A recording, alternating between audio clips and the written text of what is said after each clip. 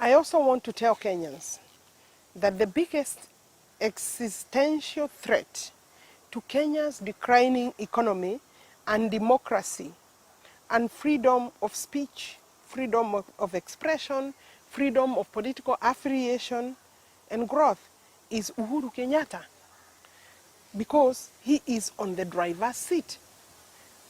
And what he inherited from Kibaki was a rich democracy. Raila Odinga is his new political machinery for hire. And the BBI itself, the BBI process, the BBI report as expected, the BBI is the special purpose vehicle, SPU, the special purpose vehicle, heading to the route that has been suggested by Murathe, Atwori, and Beth Mogo. And I'm sure Kenyans must be thinking Murathe is dreaming. No, I don't think Murathe is dreaming. I don't think Atwori is speaking from nowhere. I don't think Beth Mogo, who is a close relative of Uhuru Kenyatta, is also speaking from nowhere. When we made our constitution and put provisions of a term limit, we did not put the limit of age because we expected that even at 70, if Kenyans want you to be their leader, then you'll be elected. But we did not also say that the qualification for you to stay is your age. And therefore, the suggestions that Uhuru Kenyatta, because he's young, is going nowhere, is actually an insult and an abuse to the intelligence of Kenyans. Even though the person saying may be expressing their opinions and views, I think His Excellency, who we respect a lot, Uhuru Muigai Kenyatta, should actually respond to some of those issues, because were they coming from just anywhere, then maybe Kenyans would not give them attention. But they are coming from persons who have closely been associated with the head of state. And therefore, for me, it is a concern. Should we allow an executive who has served, a president who has served for 10 years, then be the maiden to actually change the constitution for benefit? You know, in Parliament, even if we wanted to change anything, any regulations or laws regarding the benefits and welfare of the members, the sitting Parliament who do that then are not allowed to be beneficiaries.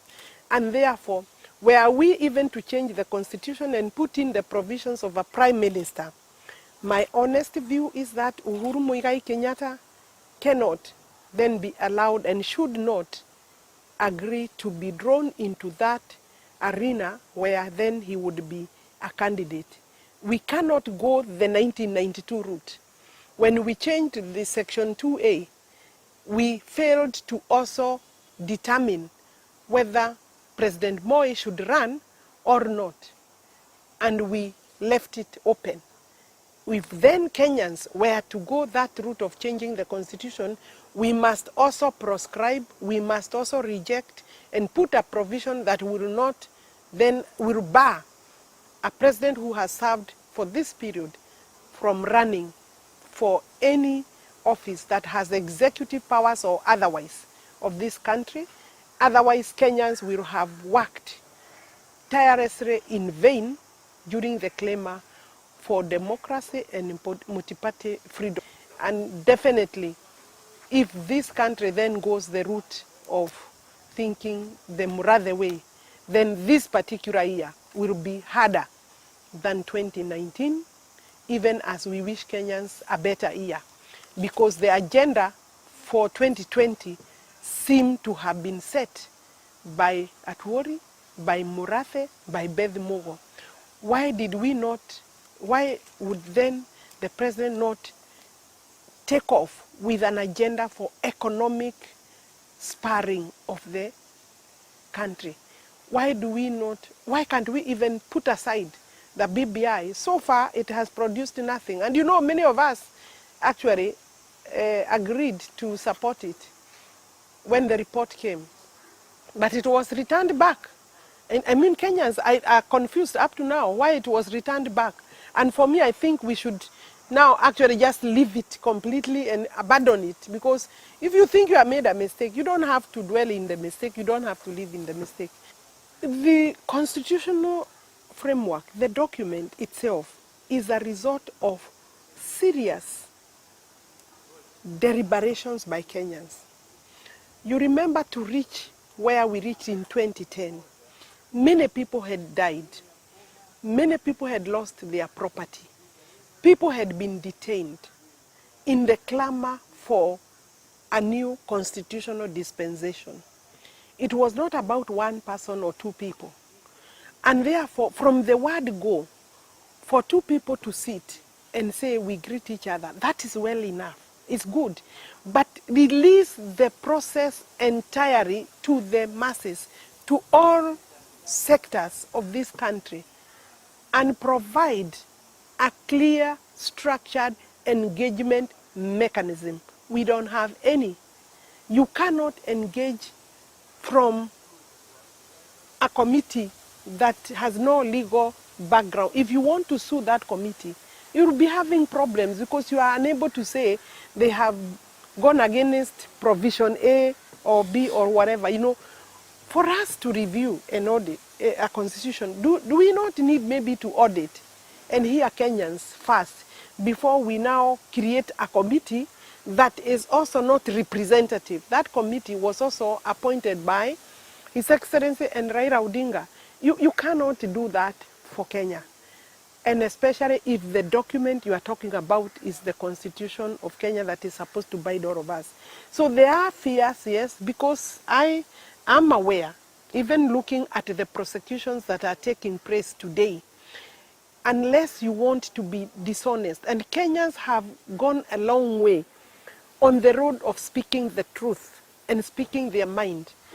The prosecutions that are coming up, many of them against politicians, are skewed. And I'm not saying those cases possibly should not be there, but they are skewed. They are those who ought to be in court, but they have been told, remove yourselves from this particular political affiliation and you'll be free of prosecution. We don't need to mention the names. Some of us have information of who should have been in court even first before others. But that has not been done. Of course, I know that calls are coming, meetings have been held to determine or decide what should happen to me or what should be done to me because of a few statements that I have made, maybe like the one I have made, or like the one I made during the burial of Rubia.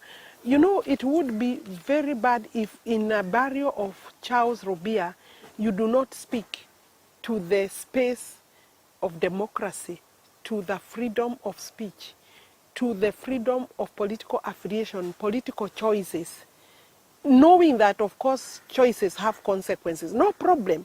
But Kenyans must have their choice to follow their thoughts, their mind, their political affiliations without any fear of reprisal or intimidation. And that's what I meant. And I'm glad that His Excellency the President responded to me and said he will guarantee, he will not guarantee, he will actually ensure that his government is going to promote and guard the political and democratic space that we have achieved so far.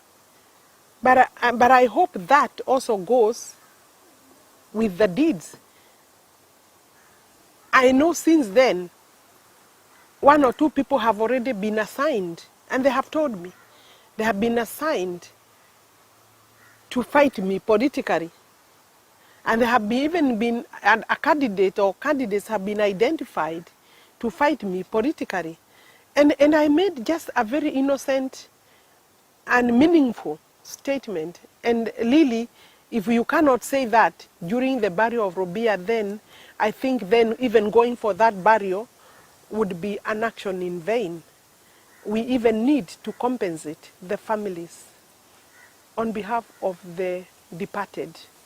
when you implement the report, you actually come up with a committee for implementation, so that then, it's not necessarily prosecution. I don't know, most TJRC reports are more reconciliatory, not prosecutorial. I think there would be elements of prosecutions, but I think largely most TJRC reports recommend reconciliatory methods, compensatory methods. They recommend reconciliation.